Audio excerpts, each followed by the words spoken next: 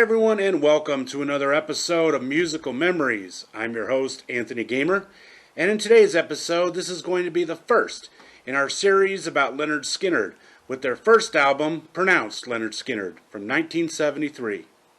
Alright, a little background information on the band themselves. They were formed in 1964 in the summer in their hometown of Jacksonville, Florida. The three founding members were Bob Burns, Gary Rossington, and Ronnie Van Zant, who all played on rival baseball teams. The first song that they played together was Time Is on My Side by the Rolling Stones. After that, the trio decided, let's start our own band.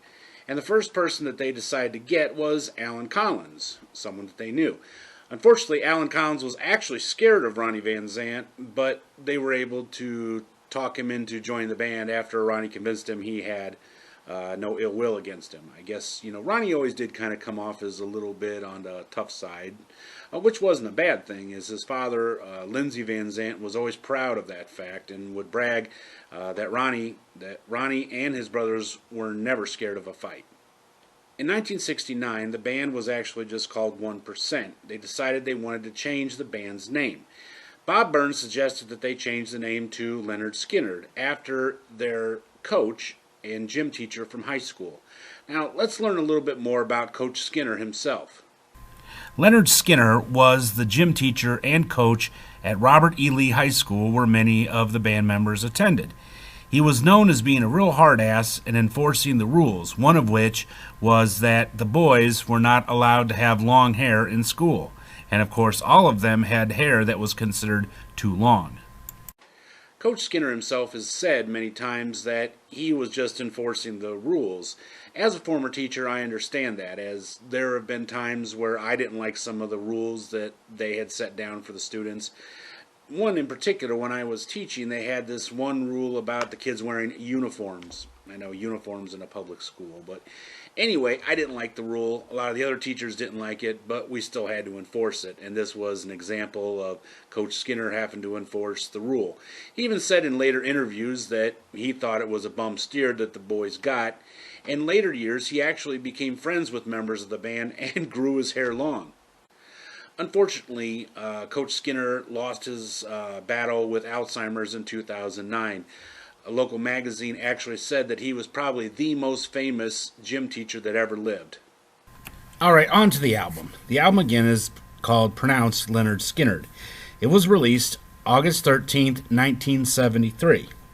It clocks in at 43 minutes and 3 seconds. It was produced by Al Kooper and released by MCA. The two singles from the album were Gimme 3 Steps and Freebird. Alright, so here are the tracks. On side one, we have I Ain't the One, written by Gary Rossington and Ronnie Van Zant. Number 2 is Tuesday's Gone, written by Alan Collins and Ronnie Van Zant. Number 3 is Gimme 3 Steps, written by Alan Collins and Ronnie Van Zant. And number 4 is Simple Man, written by Gary Rossington and Ronnie Van Zant. Okay, now for side 2. Track number 1 is Things Going On, written by Gary Rossington and Ronnie Van Zant. Track 2 is Mississippi Kid, written by Al Kooper, Ronnie Van Zant, and Bob Burns.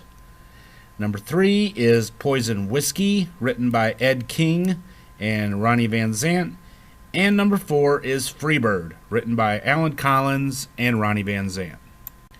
For this first album, the lineup was Ronnie Van Zant, lead vocals, Gary Rossington, guitar, Alan Collins, guitar, Ed King, guitar, Leon Wilkerson, bass, Billy Powell, keyboards, and Bob Burns, drums.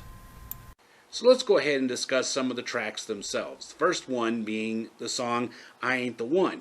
Now this is a pretty hard rocking track, probably one of my favorites, I would have to say, off this album, as the song is about a young man who is being tricked into marrying this girl who says that he's the father of her unborn child.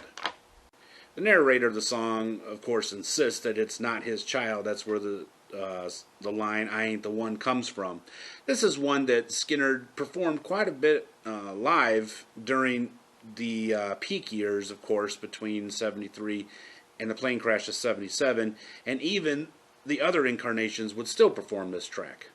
Second song is Tuesday's Gone, which is another one of my favorite Skynyrd songs. This is kind of a long track, as I had said earlier. Now, believe it or not, this song is actually pretty difficult to perform because it's in 6/8 time. It's actually in the same time sequence as a waltz. It's like 1, 2, 3, 1, 2, 3, which throws some people off because, generally speaking, a lot of rock songs, and actually a lot of songs period, are written in 4/4 and 3/4, not usually 6/8, which kind of throws some people off. Actually, in some of the bands I used to play in, we had a real hard time playing it because we had a hard time getting used to that time signature, as it would, it would throw us off quite a bit, and we'd like, you know what, forget it. The song itself is quite sad. If you listen to the words, it's describing a young man who is probably going through a divorce, as he talks about his wife wanting to be free, or girlfriend. He says Tuesday obviously is her name or nickname, and he talks about hopping on a train and just leaving the area. Definitely one of those songs I would say has healing value, as if you go through a divorce like many of us have, or a bad breakup. This is definitely a song that can help with the healing. Next up, we have Gimme 3 Steps. This is probably one of Skynyrd's signature songs, and one that's really a lot of fun to play. Especially, I love the bass lines that are real hammering on, and you're kind of following along with the guitar. Fun song to play, and fun song to sing. This is also one of the few songs where you get to hear Gary Rossington play lead guitar on. Most of the time, Alan Collins, in the early days, was the one who played lead. According to band lore, this song is actually based on a real-life incident where one of the members, I think it was actually Gary, almost got in a bar fight over talking to some guy's wife. Of course, getting in barroom brawls was not something new to the band. As I'd said earlier, Lindsey Van Zandt, the father of Ronnie, said that the boys themselves were not afraid to get in a barroom brawl for whatever reason. This would be revisited years later in a song on the album 20 called Bring It On, where, again, the narrator of the song is about to get in another barroom brawl over a woman that he meets. And the final song on the first side is Simple Man. Now, this song is one that, again, is really a lot of fun to play. I've played this song many times with bands and have done it in karaoke myself. Really a good song. The guitar parts, those twin solos, are really really awesome. Bass line itself is really cool, especially in the opening when you do the slide. Really a well-written song. Fun song to perform. Love hearing this song live by the different incarnations of the band. Just a real joy to hear and to play. Starting off on the second side, we have Things Going On. Besides being very political, one thing that really stands out in this song is Billy Powell's piano playing. He just did an amazing job. Plus, the guitar solo, as always, is going to be great, of course, because, that 3-guitar part that Skynyrd was well known for always has to be part of their signature sound. Things Going On would be one of the first songs that Ronnie wrote about social issues or environmental issues or things such as that. This song itself talked about how people in higher positions like government and people with a lot of money ignore what's going on the world around them that doesn't directly affect them. One of the lines is, "Have you ever been down in the ghetto?"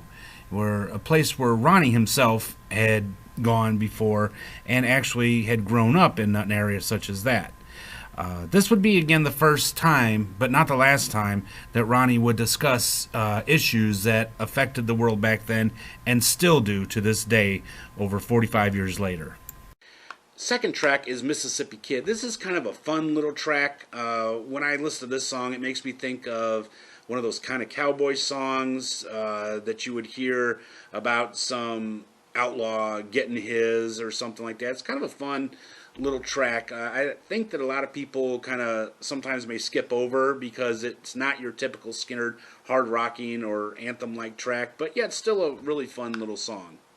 Track number 3 is Poison Whiskey. Now, this has got to be one of the hardest rocking songs on the album, and it's one that I think sometimes gets a little overlooked. It is kind of a cautionary tale about the issues with drinking. This, of course, is a subject that not only would the band members themselves experience over the years, but the subject would also be revisited in other songs as the years progressed. And finally, we end it with Freebird. What can you say about Freebird? A lot, actually, and there's a lot to talk about in regards to this song. It also is a song that a lot of people considered sacred, including the band themselves. Up until, in the early 90s, Johnny Van Zandt, who took on the role of lead singer from 1987 onwards, would sometimes refuse to sing it. If you listen to the album Southern by the Grace of God, the reunion album that came out in 1987, he actually says only one man is worthy to sing this song, so he refuses and just lets the audience sing. This song was partially inspired by Alan Collins' wife, who unfortunately years later would die during childbirth, continuing on with just some of the sad things attached to this band. She once said the line to Alan, "If I leave here tomorrow, would you still remember me?" And that was part of the basis for this song. Also, the song was written as a tribute to Duane Allman, the guitar player from the band the Allman Brothers. If you're not an Allman Brothers fan, there's something wrong with you.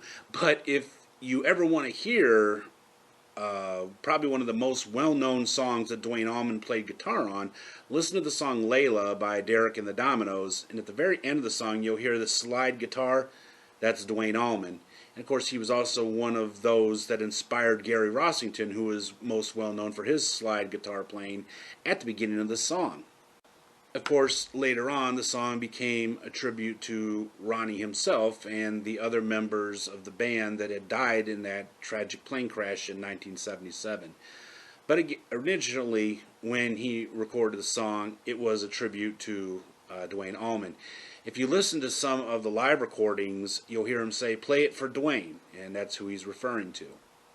Another little piece of trivia: while playing the end guitar solo, one of the strings on Alan's guitar actually broke, and he had to improvise and keep going because, of course, back then the band didn't have a lot of money and studio time was paid for, so he had just had to tough it out and keep going. One thing I've noticed about Freebird is that either you can play it really well or you can't play it. I've played this song in various bands I've been in the past, and if you're a decent enough musician, you can cover the song. It's really a lot of fun to play, and it fills you up with this type of energy that I really can't explain, that no other song that you play really fills you up with. I used to say that about Rock and Roll All Night until I learned to play this song, but it's true. Also, this is a song that a lot of people like to request of bar bands. Whether the bar band is any good or not will depend on their reaction to when they ask for a request and you yell out, "Freebird! Woo!" Of course, this isn't always applicable, as I've been in places with other bands and music acts that probably don't play Freebird and never could. Such as I've been to a couple church things where, they're up on there. "Do you have any songs you want to request?" And I attempt to yell Freebird, and usually my wife stops me. Probably one of the most inappropriate times that I've ever requested Freebird is when I went to a Doodle Bops concert with my daughter, and Dee Dee Doodle asked, "Are there any requests?" And I yelled Freebird real loud, and my ex-wife kind of hit me, and people around laughed at me, but Dee Dee ignored me. So anyway, well, that brings us to the end of another episode of Musical Memories. I really hope you all enjoyed it. I sure enjoyed talking about this iconic album. If you did enjoy it, you know what to do. Give me a great big thumbs up, subscribe if you haven't already, and don't forget to click that little bell icon down there so you'll be notified when I upload new episodes. In the next episode, I will be continuing on with my Lynyrd Skynyrd series with their second album, Second Helping, which incidentally was the very first Skynyrd album I ever owned, so you will not want to miss that. Well, until next time, I am Anthony Gamer, and I will see you all in the next episode. Until then, rock on. Goodbye.